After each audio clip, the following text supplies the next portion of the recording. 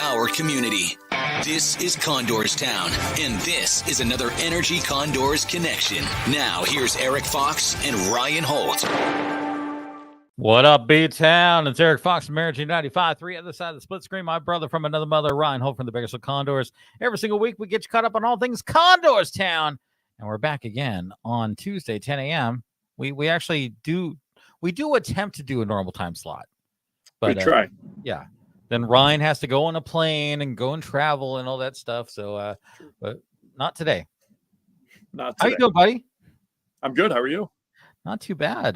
Getting in the swing of the week, and chaos abounds all around. But let's just jump right into it. Before we went live, I just had to say, hey, Ryan, any interesting things going on with the Oilers this week? Yeah. They win 13 games and they sign a cup champ. You want a cup somewhere? Yeah, he won the cup with the Ducks. Oh yeah, that's right. Sorry. Yeah, remember when they were good? Yeah, and then he went to. Did he go to 2 straight cup finals? He went Montreal. He Dallas, was with Tampa Bay, Dallas. Yeah, so he was on the losing end for a couple of them. But Corey Perry signs with the Oilers, and gives them a solidified, bona fide NHL player that doesn't need a ton of ice time and is dependable. And let's face it, he fills a role that not many teams have. He's an agitator. He's a good hockey player. First and foremost, you don't get to be in your late 30s and play this game for as long as he has at the highest level that he has and not be a good hockey player. So, I think this is found money for the Oilers. Obviously, he had, whatever it was in Chicago, right. It didn't work out. They did their due diligence and came to an agreement that, he was able to join the team, and he's been embraced by the group. And, I think Connor McDavid said it best yesterday. He's one of those players that, you love having, but you hate playing against. Exactly. And Ken Holland, I think, said yesterday that he's been trying to get Corey Perry, for the Oilers. I think he might have been with the Wings at that point. He's trying to get him in Detroit, let alone in Edmonton, and then he's trying to get him in Edmonton too. So, does a player like this become available often? No, but we saw it with Evander Kane a couple of years back, and that's worked out for Edmonton. And I'm not saying that Perry's at the same stage of his career that Kane is at, but he fills a void that the Oilers wanted and needed, and that's just a bottom 6 forward that can play on the power play maybe and fill a role as needed. And I think it's a great addition. I think it's another thing that needs to be said in the locker room. I mean, he is one of those that is known by players as being a player's player. So, I mean, he's really going to be another asset, not just on the ice, but off the ice. Well, I think if you looked at it, what did the Oilers need? They don't need much. I mean, you kind of try and take the blinders off from a 13-game winning streak and kind of say, well, where does this kind of go? And I got to commend Ken Holland and the group for remaining patient. They could have blew everything up pretty quickly. Obviously there was the coaching change and some changes that way. That was one aspect of it, but obviously Jack Campbell comes to Bakersfield, but now you look at it, Campbell's playing well, Pickett's playing well, Skinner's playing out of his mind. So, that seems to be solidified. You needed maybe some depth scoring, some depth forwards. Well, you added Dylan Holloway, who, is, a bona fide NHL player. And then you add Corey Perry, maybe you solidified that. So, you probably have 3 or 4 options now in Bakersfield with Hamlin and Ernie and Kajula's playing well and Peterson's playing well. That the forward group might be okay. Around everybody, you might have everyone kind of slotted the way you have them. Maybe you look at adding the defenseman, maybe, but I think it's a nice add. It's it's no risk. No. They didn't give up anything to get Corey Perry, and if it doesn't work out, it doesn't work out. You're not on the hook for anything. So, I think it's a no-brainer. As a Ducks fan, I'm just telling you, just watching his play, that might be actually the little piece that the Oilers could use a little more of, even though, I mean, they won the last 13, so I'm not saying they're struggling, but it's nice to have that little agitator where he's willing to go into the dirty spots. He's willing to make a little noise and not be afraid of the retribution.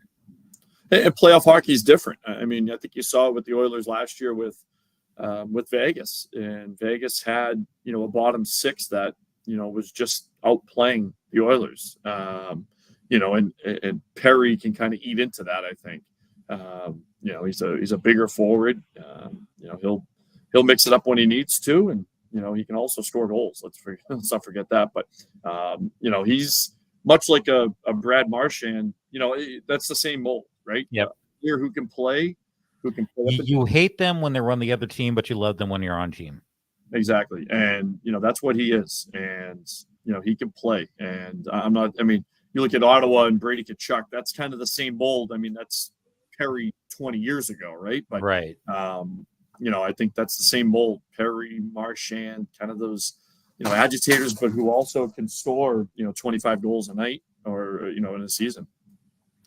And of course, we'll talk a little bit here before we jump over. 13 wins. That's amazing. Yeah. And that win over Calgary for the Battle of Alberta. How was that? Yeah, it's a nice win. Calgary's obviously, kind of on the the borderline right now. I think of a postseason. They've kind of underperformed a little bit and have gone through a rebuild a little bit and a transition, but.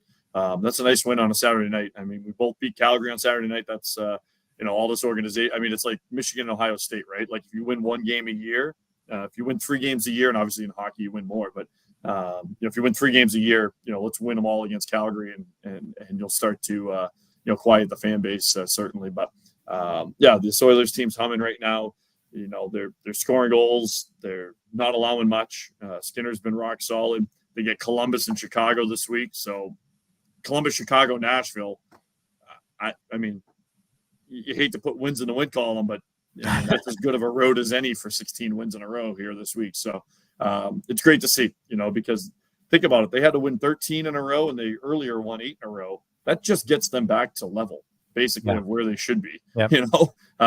So it took 21 wins, basically, to get them back to where they should be, battling with, the likes of Vancouver and Vegas and, kind of in that mix. So great to see. Guys are playing well, and anytime the NHL club's doing well, it trickles down to the AHL club, and everyone's in a good mood. Speaking of the Calgary transition, let's transition over to talking about the Baco Birds.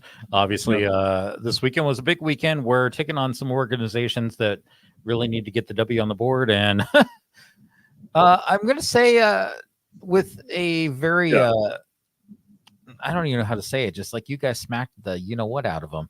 Let's talk about Calgary first, because that was a tough organization that, they're struggling a little bit right now, but they are one of the top teams right now in the league and need that W, and 7-3. Yeah. And, that was a tie game. It was 2-2 late in the first, and, we ended up getting out of the first period up 3-2 and, had a really good second period. Calgary played the night before, but this is going to happen for the Condors too. So, it's, everyone goes through it. There's schedule wins and schedule losses. If you're looking at it just based off, where teams are playing, that's a schedule win for the Condors. Mm-hmm. Now, that said, Calgary is a very good team, obviously. Were they missing some pieces? Yes, they were missing some pieces, but everyone's going to miss pieces throughout the year. You have to take advantage when a team isn't either at full strength or maybe off a schedule, off some travel. You got to take advantage. And the Condors did, and put up a season high 7 goals. The offense is coming to life. The power play is coming to life. This is the team, I think, this past weekend. And, they faced adversity, right? We lost the first game in Colorado last week, came back, win Wednesday night in Colorado, kind of stopped that, didn't let that kind of linger. And then you face Calgary and Ontario on the weekend. And you think, all right, these are 2 of the top 4 teams, not only in the division, but in the league. What's this going to be like? And, I think they keep passing the test here. And at some point you're going to look up and say, this Condors team is one of the top teams in the league. I think is what you're going to end up saying. I'm going to say it's your internet. It's not mine. Yep. Cheers. Yep. You're definitely done.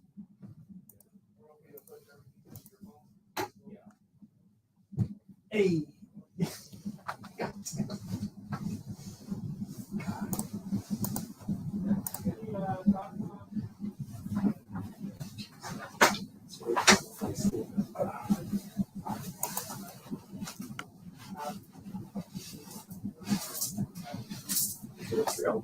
Huh? I have no idea. They went down so fast. I have no idea.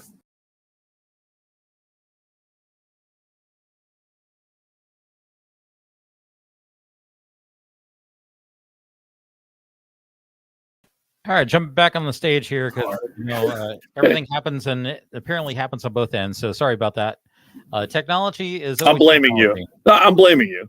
I'm gonna blame Calgary. We'll just put it there then. Sure. All right.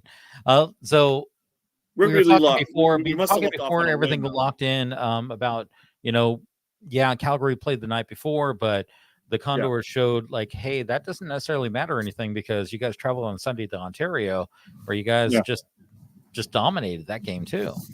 Yeah, and I mean it was a sluggish start. Don't get me wrong. I mean we didn't look great for 15 minutes. We scored twice in the latter stages of the opening frame. That kind of got the team going into the intermission. But again, Ontario comes back, ties it up going into the third. But anytime we've had a lead or been tied after 2 periods of play, it's been a recipe for success for this team.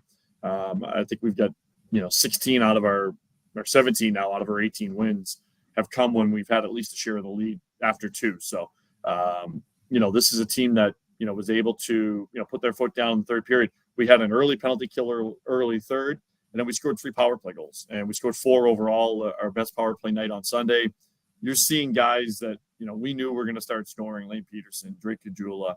The list goes on and on. Xavier Bourgault had a nice weekend.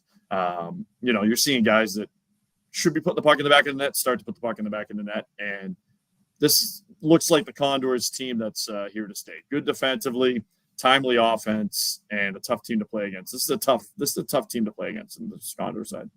Let's talk about the tough team to play against because obviously we have a busy week ahead of us. On the bus, obviously tomorrow morning, where you guys are heading up to San Jose to take on the Barracuda, but also you have back-to-backs with Abbotsford, which at the beginning of the season were just that powerhouse, but they seem to be icing out a little bit. But what's the plan ahead for the week?